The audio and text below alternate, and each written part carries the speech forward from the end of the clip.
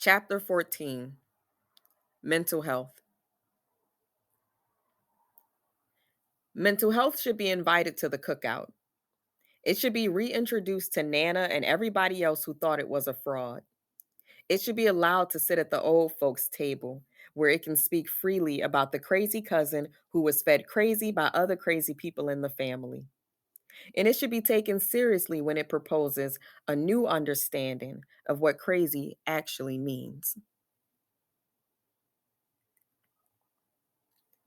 The beginning. Speaking beyond the grave. Our personalities developed in response to something out of our control and fixed themselves permanently in our lives. We pleaded over and over and over again to have our sanity back, but we never got it back. We learned to live without it. We learned to live without people. People reminded you of things you wanted to forget and avoid. Avoiding the discussion helped you bury the problem, but only from the neck down. Deep down, parts of you needed to live above ground.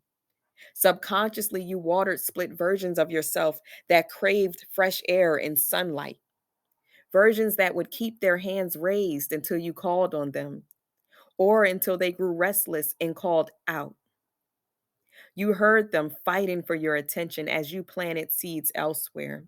You heard them breaking through the soil and crawling towards your dreams. You heard them speaking at the dinner table whenever you lowered your spoon for more peas. You heard them flushing the toilet when you grabbed water from the kitchen.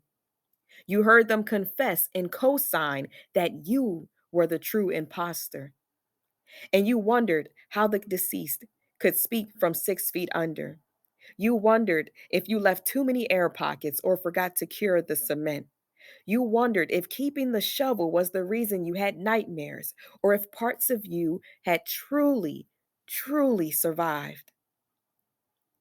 And if parts of you did survive, why didn't you recognize them? Why didn't you see them as being parts of self? Why didn't you identify with them? Why didn't you console them? Why did they need consoling? Why did they need a place to stay? Why didn't you make room for them? Why didn't you introduce them to your community? Why did you bury them a second time?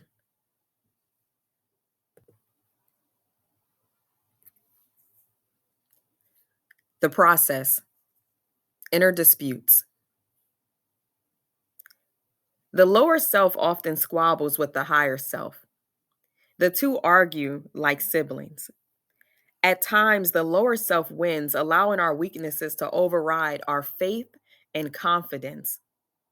At other times, our higher self prevails, allowing us to envision a happier ending.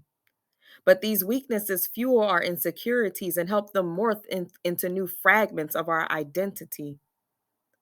Our lower self is the blueprint. It's how we replicate our insanity until survival requires physical and mental shape shifting. But when shapes are in motion, we can't identify the original. It's pretty difficult. Trust me, I've tried. To hide from oneself is easier than confronting the pain that's inside, especially when one of you is attached to a traumatic experience. That is the you that you may never see again, unless you learn to silence the others and be led to that place where your painful memories have frozen over.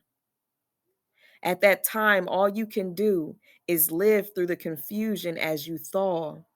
Slowly but surely, you will see it all. And the process has to be slow.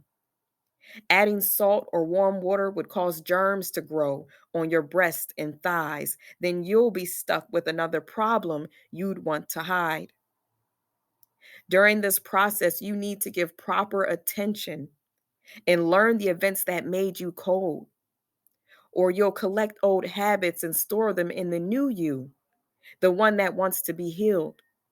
So, yes, No matter how trivial or profound, the pain has to be relived experience by experience. And you must submit to the process of breaking the ice that conceals your true identity.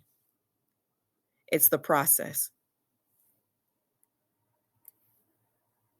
Mental health.